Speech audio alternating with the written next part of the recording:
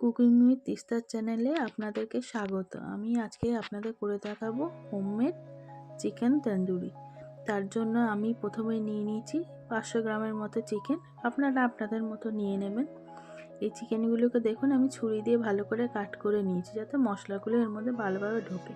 এবার এর জন্য লাগছে প্রথমে আদা বাটা, রসুন বাটা, তন্দুরি মশলা, লাগছে লেবু, টক দই, কালারের জন্য কাশ্মীরি লঙ্কার গুঁড়ো, লাগছে জিরের গুঁড়ো, ধনের গুঁড়ো, গোলমরিচ গুঁড়ো আর নুন। এবার আমি চিকেনটাকে ভালো করে ম্যারিনেট করে নেব। তার জন্য প্রথমে আমি এর মধ্যে দিয়ে দিচ্ছি আদা বাটা, 2 চামচ আদা বাটা দিয়ে দিলাম, আর দিয়ে দিচ্ছি 2 চামচ রসুন বাটা। এরপরে আমি দিয়ে দেব টক দই।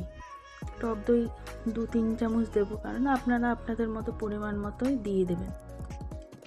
এবারে আমি দিচ্ছি পরিমাণ মতো নুন, যে যার স্বাদ অনুযায়ী নুন দিয়ে দেবেন।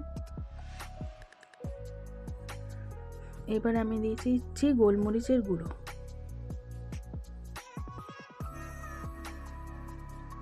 তারপরে আমি দিচ্ছি জিরের গুঁড়ো, আর দিচ্ছি ধনের গুঁড়ো।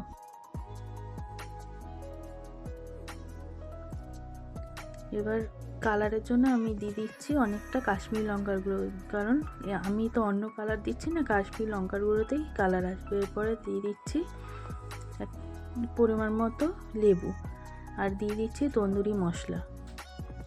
এবার চিকেনটাকে এরকমভাবে ভালো করে ম্যারিনেট করে নিতে হবে।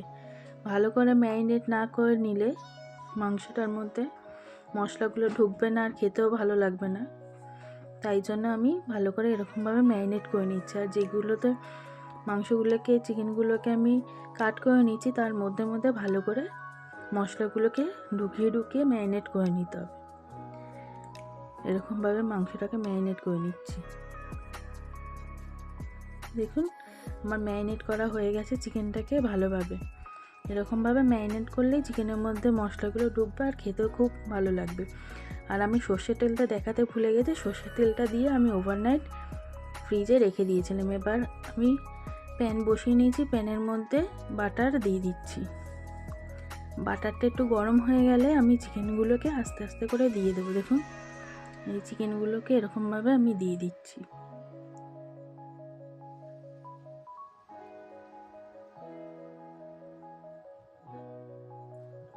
একটু বাটারটা বেশিই দিতে হবে, কারণ বাটারের মধ্যেই হবে চিকেনটা, তাই জন্য একটু বাটারটা বেশিই দিতে হবে।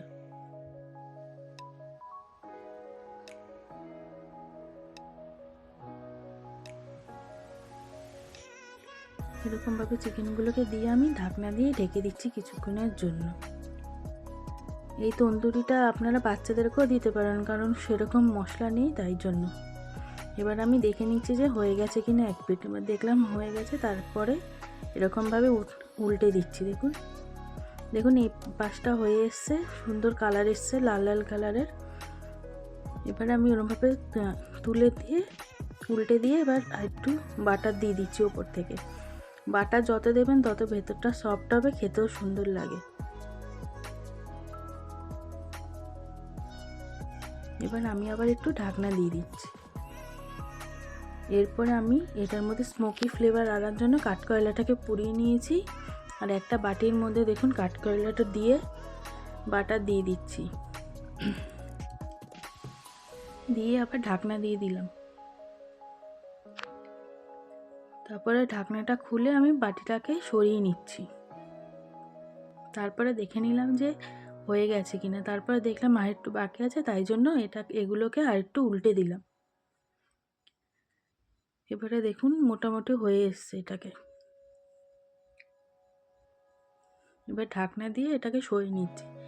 এবার এটাকে একটু শুকনো করার জন্য দেখুন এরকমভাবে আগুনের মধ্যে একটু সেঁকে নেব। আর শাকার সময় একটুখানি করে বাটার দিয়ে দিতে হবে, দিয়ে করতে হবে।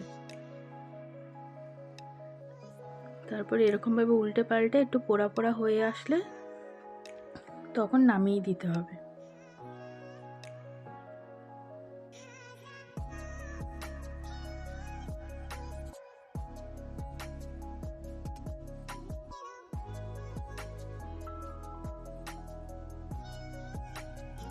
দেখুন এবার আমার হয়ে গেছে। এবার আমি সার্ভ করে দিচ্ছি। আপনাদের ভিডিওটা কেমন লাগলো? যদি ভালো লেগে থাকে ভিডিওটা, তাহলে ভিডিওতে একটু কমেন্টস করবেন, লাইক করবেন, শেয়ার করবেন আর একটু সাবস্ক্রাইব করে দেবেন।